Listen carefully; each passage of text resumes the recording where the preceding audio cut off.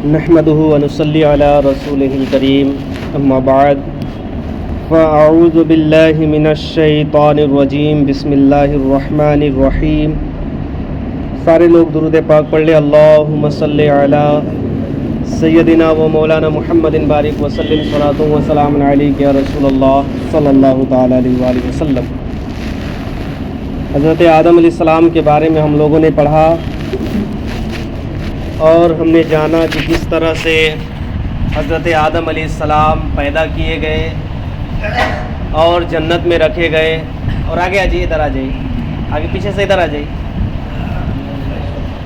کس طریقے سے حضرت آدم علیہ السلام پیدا کیے گئے اور پھر جنت میں رکھے گئے اور جنت سے نکالنے کی وجہ کیا بنی۔ تو جب بھی حضرت آدم علیہ السلام کا نام لیا جاتا ہے تو ایک کردار ابلیس کا آتا ہے۔ ابلیس، ایک نمایاں نام ابلیس کا آتا ہے۔ تو آج ہم پڑھیں گے حضرت ابلیس کے بارے میں، ٹھیک ہے، کہ آخر ابلیس ہے کون۔ ٹھیک، تو ابلیس کی پیدائش اللہ تبارک و تعالی نے کیسے فرمائی، اس کے متعلق خود اللہ تعالی ارشاد فرماتا ہے وَالْجَانَ خَلَقْنَاهُ مِنْ قَبْلُ مِنْ نَارِ السَّمُومِ، کہ اللہ تبارک و تعالی نے ارشاد فرمایا اور ہم نے اس سے پہلے یعنی حضرت آدم سے پہلے جن کو بغیر دھوئیں والی آگ سے پیدا کیا، یعنی ابلیس کو اللہ تبارک و تعالی نے حضرت آدم علیہ السلام سے بھی پہلے پیدا کیا۔ اور کیسے پیدا کیا؟ بغیر دھوئیں والی آگ سے، بغیر دھوئیں والی آگ سے ابلیس کو پیدا کیا گیا۔ ایک جگہ پہ اور اللہ تبارک و تعالی نے ارشاد فرمایا وَخَلَقَ الْجَانَّ مِن مَارِجٍ مِّن نَار، سورہ رحمان کی آیت۔ اس میں اللہ تعالیٰ ارشاد فرماتا ہے اور اس نے جن کو بغیر دھوئیں والی آگ کے خالص شعلے سے پیدا کیا، جو شعلے بھڑکتے ہیں نا، اس سے، جس میں بغیر کچھ دھواں نہیں ہوتا، بغیر دھوئیں والی آگ سے ابلیس کو پیدا کیا گیا۔ اس کے متعلق کچھ باتیں اور پڑھیں گے۔ حضرت قتادہ رضی اللہ تعالیٰ عنہ فرماتے ہیں کہ الجان سے مراد ہے نا، وخلق الجان قرآن پاک میں، تو اس جان سے مراد کیا ہے؟ ابلیس۔ اور ابلیس نام رکھنے کا سبب کیا بنا، کیوں ابلیس نام رکھا گیا؟ اور بھی کوئی نام رکھا جا سکتا تھا، شیطان کافی تھا، ابلیس ہی کیوں رکھا گیا؟ تو پہلے سریانی زبان میں اس کا نام، یعنی ابلیس کا پہلا جو نام تھا پہلے، وہ کیا تھا؟ عزازیل تھا۔ کیا تھا؟ عزازیل۔ عربی زبان میں اس کا نام جو تھا وہ حارث تھا۔ سریانی ایک زبان ہے، جیسے انگلش ایک زبان ہے، اردو ایک زبان ہے، عربی زبان ہے، اسی طرح سے سریانی بھی ایک زبان ہے۔ اور عربی زبان میں ابلیس کا نام تھا حارث، سریانی زبان میں عزازیل، عربی زبان میں حارث۔ اس نے حکم الہی سے انکار کیا تو اس کا نام ابلیس ہوا۔ چونکہ ابلیس کا معنی ہوتا ہے بھلائی سے دور ہونا اور رحمت سے دور ہونا۔ چونکہ اللہ تبارک و تعالیٰ کی بھلائی سے وہ دور ہو گیا، اللہ تعالیٰ کے حکم کی نافرمانی کر کے اللہ کی رحمت سے وہ دور ہو گیا، اس لیے اس کا نام ابلیس پڑ گیا۔ تو ابلیس نام رکھنے کی یہی امید ہے، یہی بنیاد، یہی سبب ہے۔ اور اس کا ایک نام شیطان بھی ہے، جس کا معنی ہوتا ہے حق سے دور ہونے والا، ہلاک ہونے والا۔ چونکہ اللہ تعالیٰ کی بارگاہ سے بھگا دیا گیا، ملعون ہو گیا، اب وہ ہلاک ہو گیا، یعنی دنیا میں بھی اس پر لعنتیں بھیجی جاتی ہیں، قیامت تک بھیجی جاتی رہیں گی، اور قیامت کے دن اسے جہنم میں ڈالا جائے گا، تو ہلاک ہو گیا۔ تو شیطان کا مطلب ہوتا ہے ہلاک ہونا، اس لیے اسے شیطان بھی کہا جاتا ہے۔ اچھا، جب اللہ تعالیٰ کی بارگاہ سے اسے بھگایا گیا، اس سے کتنے سال پہلے اسے پیدا کیا گیا، تو اس کے متعلق بیان ہے۔ حضرت کعب الاحبار رضی اللہ تعالیٰ عنہ فرماتے ہیں ابلیس لعین 40,000 تک پہلے جنت کا خازن ہے۔ جب پیدا کیا گیا تو اللہ تبارک و تعالیٰ کی وہ عبادت کیا، اس کے بعد 40 سال تک وہ جنت کا دروغہ بنا رہا، دربان، 40 سال تک، 40,000 سال تک، 40,000 سال تک وہ جنت کا دروغہ بنے رہا۔ اس کے بعد 80,000 سال تک وہ فرشتوں کے ساتھ رہا، ابھی فرشتوں کا سردار نہیں بنا، فرشتوں کا معلم ٹیچر نہیں بنا، صرف ان کے ساتھ رہا، ابھی صرف ان کے ساتھ گھل مل کے رہنا سیکھنا جو بھی تھا وہ رہتے رہا 80,000 سال تک، تو ہو گئے 1,20,000 سال۔ پھر بتایا گیا کہ 1,000 سال تک 20,000 سال تک فرشتوں کو واعظ کرتا رہا۔ اب یہاں پر 20,000 سال اس کا جو گزرا تو اب یہ فرشتوں کو سکھاتا رہا، اب جا کے یہاں معلم بنا۔ 1,20,000 سال کے بعد فرشتوں کا یہ معلم بنا، ٹیچر بنا۔ اس کے بعد 20,000 سال تک فرشتوں کو وہ واعظ و نصیحت کرتا رہا، تو ہو گیا 1,40,000 سال۔ اس کے بعد 30,000 سال تک کروبیین فرشتوں کے ساتھ وہ رہا۔ یہ فرشتے ہوتے ہیں کروبیین فرشتے، اللہ تعالیٰ ان کو الگ الگ کاموں پہ مقرر کر رکھا ہے۔ تو 30,000 سال تک ان کے ساتھ رہا، تو ہو گیا 1,70,000 سال۔ پھر بتایا گیا 1,000 سال وہ روحانیین فرشتے جو اللہ تعالیٰ کے بالکل قریب جو فرشتے ہیں ان کے ساتھ 1,000 سال رہا، تو 1,71,000 سال۔ اس کے بعد پھر بتایا گیا کہ 14,000 سال تک وہ عرش کے ارد گرد، عرش الہی ہے اس کے ارد گرد وہ چکر لگاتا رہا، گھومتا رہا، تو ہو گیا 1,85,000 سال۔ تو حضرت آدم علیہ السلام سے 1,85,000 سال پہلے وہ پیدا کیا گیا، 1,85,000 سال پہلے پیدا کیا گیا۔ اتنی عبادت کرتا کہ اللہ تبارک و تعالیٰ کی اتنی وہ عبادت کرتا تھا کہ آسمان دنیا میں اس کا نام عابد پڑ گیا، یعنی جو عبادت کرنے والا ہوتا ہے اسے کیا کہا جاتا ہے؟ عابد کہا جاتا ہے، تو اس کا نام عابد پڑ گیا۔ دوسرے آسمان پہ، آسمان دنیا یعنی پہلا آسمان جو دنیا سے قریب آسمان ہے جو دکھتا ہے وہ پہلا آسمان ہے، تو پہلے آسمان پہ نام اس کا کیا پڑا؟ عابد پڑا۔ دوسرے آسمان پہ اس کا نام زاہد پڑا، یعنی بڑی تقوی پرہیزگار۔ تیسرے آسمان پہ اس کا نام عارف پڑا۔ عارف مطلب کیا ہوتا ہے؟ یعنی اللہ تبارک و تعالیٰ کی معرفت حاصل کرنے والا، اللہ سے زیادہ قریب ہونے والا۔ پھر چوتھے آسمان پہ اس کا نام ولی پڑ گیا، یعنی اللہ کا دوست۔ پانچویں آسمان پہ اس کا نام متقی پڑ گیا، یعنی بڑی پرہیزگاری رکھنے والا۔ چھٹے آسمان پہ اس کا نام خازن پڑ گیا، یعنی دروغہ۔ اور ساتویں آسمان پہ اس کا نام کیا تھا؟ عزازیل، جیسے کہ پہلے بتایا گیا کہ عزازیل اس کا نام تھا، تو یہ ساتویں آسمان پہ تھا اس کا نام عزازیل۔ لیکن ان ساری خوشبختیوں کے بعد بھی اتنی ساری چیزیں اس کے پاس تھیں اچھی کہ اسے عابد بھی کہا جاتا، زاہد بھی، متقی بھی، اللہ کا ولی بھی کہا جاتا، وہ جنت کا دروغہ بھی تھا۔ لیکن جو تقدیر الہی ہے جس پر اللہ تعالیٰ نے تقدیر لکھی، لوح، اسے کہا جاتا ہے لوح، تو لوح پہ اس کا نام کیا پڑا تھا؟ ابلیس۔ اس کا نام کیا لکھا گیا تھا؟ ابلیس لکھا گیا تھا۔ جو تقدیر الہی ہے جو اللہ کے سوا کوئی نہیں جانتا، اس پہ اس کا نام ابلیس لکھا ہوا تھا، چونکہ وہ بھی نہیں، اسے بھی نہیں پتا تھا۔ ظاہر سی بات ہے تقدیر الہی جو ہوتی ہے وہ اللہ ہی کو پتہ ہوتی ہے، جو اصل تقدیر ہے وہ اللہ کو پتہ ہے، اور جو فرشتوں کو ملتی ہے، جو کام بانٹا جاتا ہے فرشتوں میں، تو وہ اصل تقدیر نہیں ہوتی، بلکہ اس کا اللہ نے جو حکم دیتا ہے فرشتے اتنا ہی کرتے ہیں۔ تو ابلیس کو وہ نہیں پتا تھا کہ میرا انجام کیا ہونے والا ہے، بڑی اپنے آپ کو اچھا سمجھتا، اور اسی اچھا سمجھنے میں اس نے کیا کیا؟ حضرت آدم علیہ السلام کی اس نے گستاخی کر دی، اللہ کی نافرمانی کر دی، تو اسے اللہ تعالیٰ کی بارگاہ سے نکال دیا گیا۔ خفیہ تدبیر جو اللہ کی ہوتی ہے نا، تو خفیہ تدبیر سے ہمیشہ ڈرنا چاہیے، اللہ تعالیٰ کی جو خفیہ تدبیر ہوتی ہے۔ جب ابلیس کو اللہ تعالیٰ کی بارگاہ سے نکالا گیا اتنی نیکیوں کے باوجود بھی، کہ زمین پہ اگر اس کے سجدے بچھا دیے جائیں زمین پہ، کوئی زمین خالی نہ ملے اس کے سجدے سے، اتنا وہ سجدہ کرتا تھا۔ جب جبرائیل اور حضرت اسرائیل نے یہ دیکھا کہ ابلیس کو اللہ تعالیٰ کی بارگاہ سے نکال دیا گیا تو وہ رونے لگے، حضرت جبرائیل رونے لگے، حضرت اسرائیل رونے لگے، اور بھی فرشتے رونے لگے۔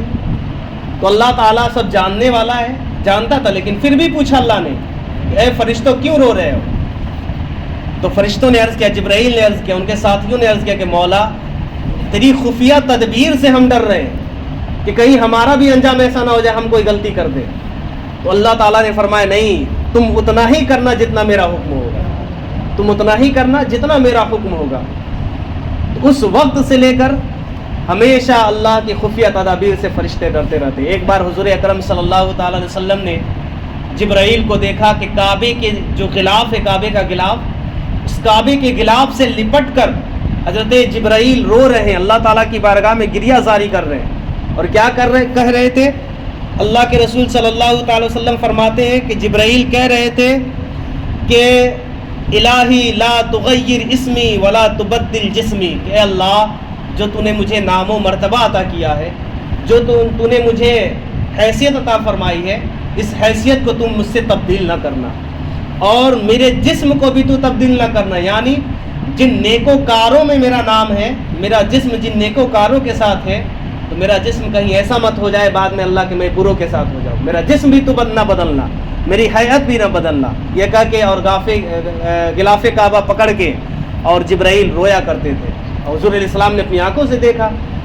یہ ابلیس کا معاملہ تھا کہ اس نے اتنی عبادتیں کی، اتنی ریاضتیں کی اللہ کی، چونکہ اس کا نام الگ الگ جگہوں پہ الگ الگ پڑ گیا تھا، کسی نے زاہد رکھ دیا، کسی نے عابد رکھ دیا، لیکن اصل جو اس کی تھی وہ کیا تھی؟ ابلیس، اللہ تعالیٰ کی رحمت سے دور ہونا۔ تو اس خفیہ تدابیر کو وہ نہیں جانتا تھا، اللہ تعالیٰ کی نافرمانی کیا، اللہ تعالیٰ کی بارگاہ سے نکالا گیا، اس کا نام ابلیس پڑ گیا اس کے بعد، کیونکہ تقدیر الہی میں تھا ابلیس، تو پڑھنا ہی پڑھنا تھا۔ اب دیکھیے اللہ کے رسول صلی اللہ علیہ وسلم نے ابلیس کے بارے میں بتایا کہ ابلیس کی اولادیں بھی ہوتی ہیں، ابلیس کی اولادیں بھی ہوتی ہیں، کیونکہ جنات جو ہے یہ جناتوں میں سے، جنات کو آگ سے پیدا کیا گیا، ابلیس بھی آگ سے پیدا ہوا، تو یہ جناتوں کا بھی سردار ہے، جناتوں کے گروہ سے ہے، تو جناتوں کی بھی شادیاں ہوتی ہیں، جناتوں کی بھی شادیاں ہوتی ہیں، جناتوں میں اچھے بھی لوگ ہوتے ہیں، جناتوں میں اچھے بھی لوگ ہوتے ہیں اور برے زیادہ ہوتے ہیں۔ تو اب ابلیس کی اولاد بھی ہیں، قرآن کریم میں ابلیس کی ذریت کا ذکر ہوا، اور مفسرین کرام کا یہ کہنا ہے کہ ابلیس کی اولاد سے مراد وہ لوگ ہیں جو ابلیس کی پیروی کرتے ہیں، ابلیس کی پیروی کرتے ہیں، یعنی جو اللہ تعالیٰ کی نافرمانیاں کرتے ہیں، اللہ تعالیٰ کے حکم سے جو پھرتے ہیں، یعنی اللہ تعالیٰ کی عبادت کرنے کی کوئی کسی اور کی عبادت کرنے لگا، اللہ تعالیٰ نے فرمایا کہ اس چیز سے بچو، لوگ اس چیز سے نہیں بچتے، وہی کام کرتے ہیں، اللہ نے فرمایا شراب سے بچو، لوگ شراب پیتے ہیں، تو وہ بھی تو ابلیس کی اولاد سے ہو گئے، ابلیس کی پیروی کرنا۔ اس طریقے سے ہر گناہ کے پیروی کرنے والے ابلیس کے پیروکار ہو جائیں گے، ابلیس کے پیروکار ہو جائیں گے، تو بچنا ضروری ہے ان چیزوں سے۔ پھر ایک روایت کے مطابق حضرت قتادہ فرماتے ہیں ابلیس نکاح کرتا ہے، یعنی وہ بھی شادیاں کرتا ہے، اس کے بھی بچے پیدا تو اس کی بھی نسل ہوتی ہے، ابلیس کی اولاد سے مراد یہ بھی، ابلیس کی بھی شادیاں ہوتی ہیں، وہ بھی نکاح کرتا ہے، اس کے بھی بچے ہوتے ہیں، اس طرح سے اس کی ذریت بڑھتی رہتی ہے، اس کی اولادیں بڑھتی رہتی ہیں۔ اب کچھ شیطان ایسے ہیں جن کے خاص نام ہیں، جیسے کہ فرمایا گیا، حضور اقدس صلی اللہ تعالی وسلم نے بیان فرمایا کہ جیسے وضو کے درمیان جو شیطان بہکاتا ہے لوگوں کو وضو کرتے وقت، اس کا نام کیا ہے؟ ولہان ہے۔ کیا ہے؟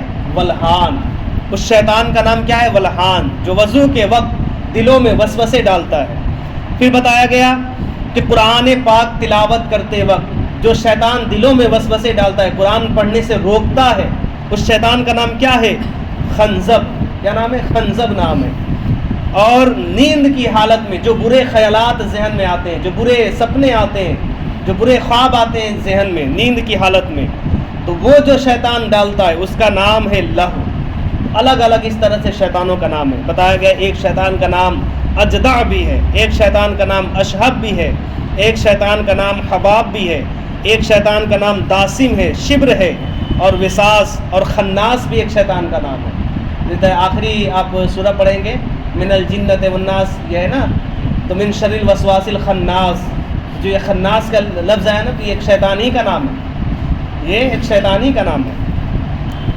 پھر اللہ کے رسول صلی اللہ تعالی وسلم نے فرمایا کہ ابلیس کسی کو زبردستی گمراہ نہیں کرتا، بلکہ ابلیس کسی کو گناہ اور کفر اور گمراہی پر مجبور نہیں کر سکتا، بلکہ صرف دل میں وسوسہ وہ ڈالتا ہے، وہ ہاتھ پکڑ کے نہیں لے جاتا کسی کو کہ چلو تم یہ کام کرو، دل میں وسوسہ پیدا کرتا ہے، دل میں وہ خیالات ڈالتا ہے، پھر دل سے جب خیالات انسان کے ذہن پہ بس جاتا ہے تو انسان وہی کام کرتا ہے۔ جب دل سے خیالات نکلتے ہیں اور ذہن پہ وہ چیز غالب ہو جاتی ہے تو بندہ وہ کام خود کرنے لگتا ہے، کسی کو مجبور نہیں کرتا، بلکہ دل میں وسوسہ ڈالتا ہے، دل میں وسوسہ پیدا کرتا ہے۔ کسی کو زبردستی کھینچ کے نہیں لے جاتا۔ پھر اس کے متعلق اللہ تبارک و تعالیٰ نے ایک آیت کریمہ بیان کی، اور اللہ نے ارشاد فرمایا ما کان لی علیکم من سلطان الا ان دعوتکم فاستجبتم لی، مجھے تم پر کوئی زبردستی نہیں تھی مگر یہی کہ میں نے تمہیں بلایا اور تم نے میری مان لی۔ پھر دیکھیں اگر اللہ تعالیٰ کے طرف بھی کوئی بندہ جاتا ہے تو کوئی کھینچ کے تھوڑی لے جاتا اللہ تعالیٰ کی بارگاہ میں، کوئی کھینچ کے اللہ کہتا ہے کہ چلو میں تمہارا ہاتھ پکڑ کے لے چلتا ہوں، نہیں، اللہ دل میں بندوں کے دل میں الہام پیدا کرتا ہے، دل میں وہ رغبت اللہ دیتا ہے، دل میں ہدایت اللہ دیتا ہے، جب دل میں ہدایت پیدا ہوتی تو بندہ نماز کی طرف آتا ہے۔ اللہ تھوڑی ہاتھ پکڑ کے کھینچ کے لاتا ہے کہ چلو نماز پڑھو، اللہ حکم دیتا ہے اور حکم کے مطابق جن کے دل میں اللہ ہدایت عطا فرماتا ہے وہ بندہ نماز کے لیے آ جاتے ہیں، وہ بندے قرآن کی تلاوت کرتے ہیں، گناہوں سے بچتے ہیں۔ تو اس طریقے سے تو شیطان بھی کسی کو زبردستی گمراہ نہیں کرتا، وہ دل میں وسوسے پیدا کرتا ہے۔ تو ابلیس یہ ایسا ہے کہ جس کا انجام یہ ہوگا کہ اس کے اور اس کے ماننے والوں کو، اس کی ذریت کو قیامت کے دن جہنم کی آگ میں بھرا جائے گا، جہنم کی آگ میں جلایا جائے گا، اور جو لوگ اس کے پیروکار ہوں گے وہ سب اس انجام کو پہنچیں گے، انہیں جہنم میں ڈالا جائے گا، جلایا جائے گا، اور ان کا انجام وہی ہے۔ اللہ تبارک و تعالیٰ نے دنیا میں بھی ابلیس کو ملعون کیا، ذلت اور رسوائی عطا فرمائی، اور قیامت کے دن بھی اس کا انجام یہ ہوگا کہ اس کے اور اس کی اولادوں کو، اس کی ذریت کو جہنم کی آگ میں اللہ ڈالے گا۔ تو اس طریقے سے ابلیس جو ہے فتنہ پھیلاتا ہے، لوگوں کو وسوسے میں مبتلا کرتا ہے، اور پھر اس کا انجام جو ہوگا وہ آپ نے سنا ہی کہ جہنم کی آگ میں اسے بھرا جائے گا۔ جو لوگ اس کی پیروی کریں گے وہ بھرے جائیں گے۔ حضور علیہ السلام فرماتے ہیں کہ ابلیس اپنا تخت پانی پر بچھاتا ہے، جس تخت پہ بیٹھتا ہے اس تخت کو کہاں بچھاتا ہے؟ پانی پہ بچھاتا ہے۔ پھر وہ اپنے مختلف لشکروں کو بھیجتا ہے، اس کے نزدیک وہ لشکر سب سے بڑے درجے کا ہوتا ہے، یعنی کئی لشکر بھیجتا ہے لوگوں کو گمراہ کرنے کے لیے۔ تو جو اس کے لشکر لوگوں کو گمراہ کرتے ہیں تو ان میں سے سب سے بہتر لشکر وہ ہوتا ہے جو لوگوں کو زیادہ فتنے میں ڈالتا ہے، لوگوں کو زیادہ فتنے میں ڈالتا ہے۔ تو فتنہ کہا گیا کہ الفتنۃ اشد من القتل، لوگوں کو فتنے میں ڈالنا یہ قتل کرنے سے زیادہ برا ہے، لوگوں کو فتنے میں ڈالنا یہ قتل کرنے سے زیادہ برا ہے۔ اب فتنے میں ڈالنے کا کیا مطلب؟ کوئی بندہ آئے اور کہنے لگے مسجد میں نماز پڑھنا ضروری نہیں ہے، لوگ عالم و لوگ جو ہوتے ہیں یہ گمراہ کرتے ہیں۔ اب لوگوں کے دل میں یہ فتنہ پیدا ہوا نا کہ ہاں یار نماز مسجد میں نہیں پڑھنا چاہیے، حالانکہ حضور علیہ السلام نے کہا کہ مجھے جی کرتا ہے اس گھر کو آگ لگا دوں جو بغیر کسی عذر کے، بغیر کسی تکلیف کے اپنے گھروں میں نماز پڑھتے ہیں، مسجد کو نہیں جاتے۔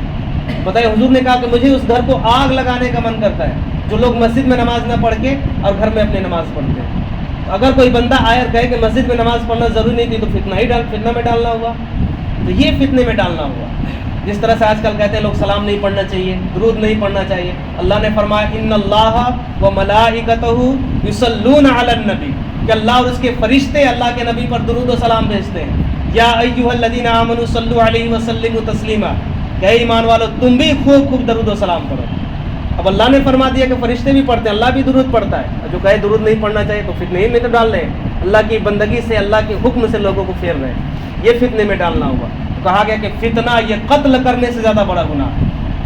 تو اس طرح سے اللہ کے رسول فرماتے ہیں کہ سب سے بڑا لشکر، سب سے درجے والا لشکر ابلیس کا وہ ہوتا ہے جو لوگوں کو فتنے میں ڈالتا ہے۔ پھر اللہ کے رسول فرماتے ہیں کہ ابلیس کہتا ہے کہ تم نے کچھ نہیں کیا، پر ایک اور آگے کہتا ہے فلاں شخص کو اس وقت چھوڑا جب اس کی بیوی کے درمیان میں نے جدائی کرا دی۔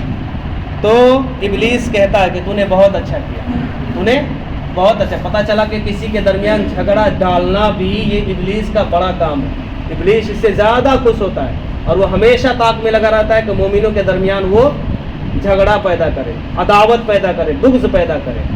تو یہ شیطان کا کام ہوتا ہے۔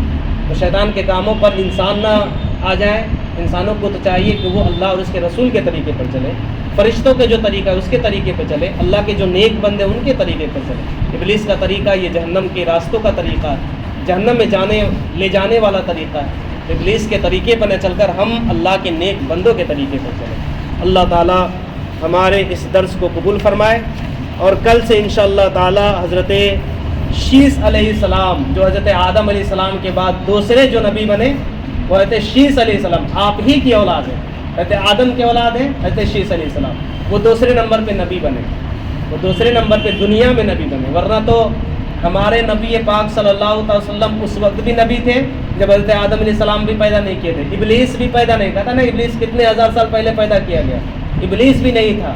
سب سے پہلے جسے اللہ نے پیدا کیا وہ کون؟ نبی ہمارے۔